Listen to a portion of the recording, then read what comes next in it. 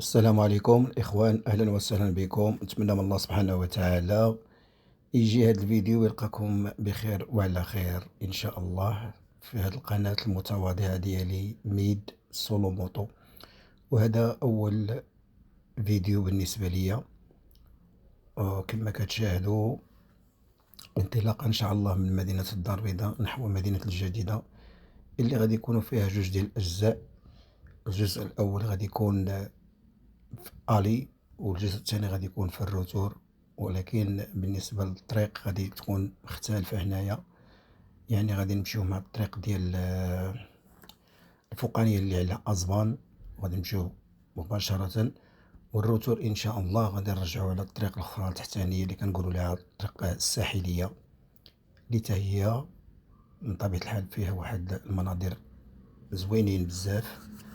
وبالنسبة لي في هذه الرحلة اكتشفت بأن الطريق هذه اللي غاديين فيها دابا غادا تكون جاتني أنا بالنسبة لي جاتني طويلة على الأخرى. يعني ملي درنا الروتور كما غادي إن شاء الله نتمنى من الله سبحانه وتعالى أنكم تدعمونا في هذه القناة تشاركوا وتفعلوا الجرس، حتى إن شاء الله أي خرجة مشينا فيها تكونوا معنا فيها وتكبر العائلة اللي معنا. وتا بالنسبة للناس اللي موطار اللي عنده شي فكرة أو لاحظ شي ملاحظة فما فيها بس أننا نتواصلوا بها.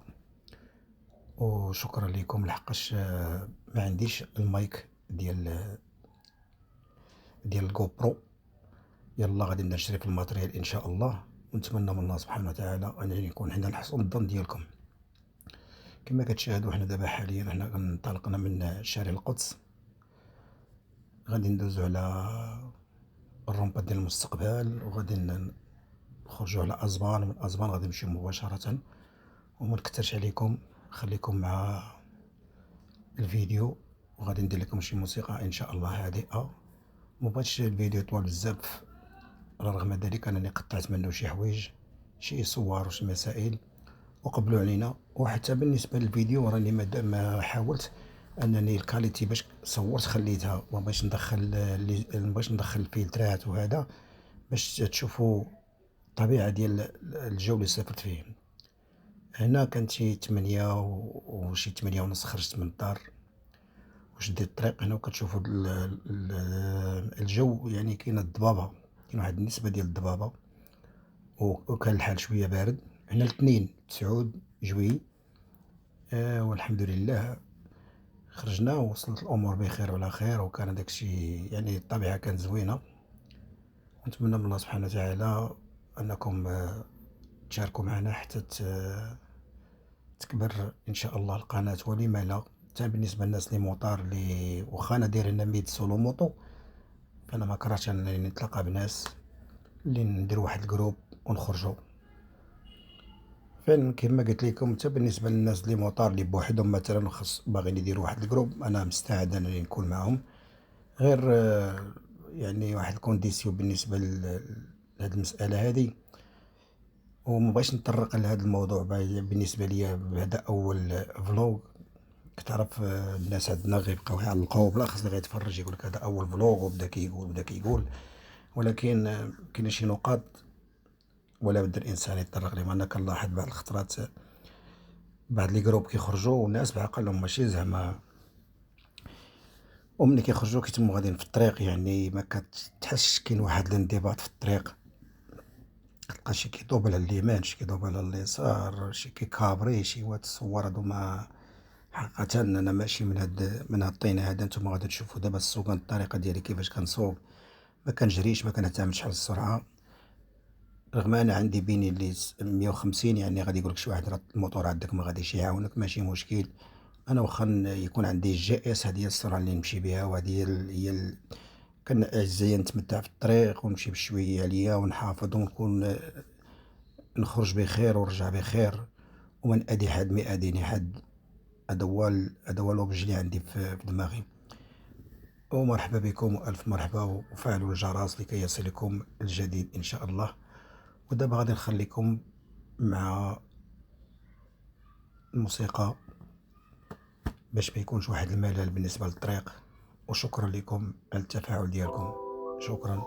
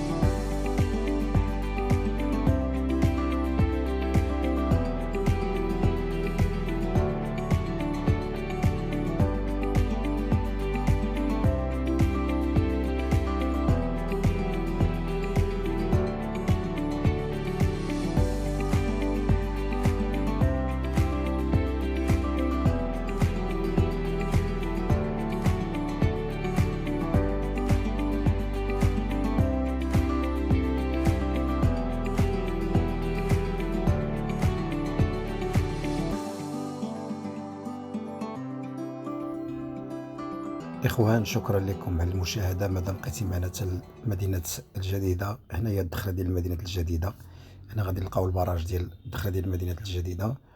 وسال لي الشارج ديال الجو برو، عندي غير باتري واحد كما قلت لكم. ان شاء الله غادي ناخذ الماتريال، وتسنوني في الجزء الثاني ان شاء الله العودة ديال هاد الفلوغ اللي غادي نديرو الطريق الساحلية ان شاء الله. شكرا بزاف بزاف لكم.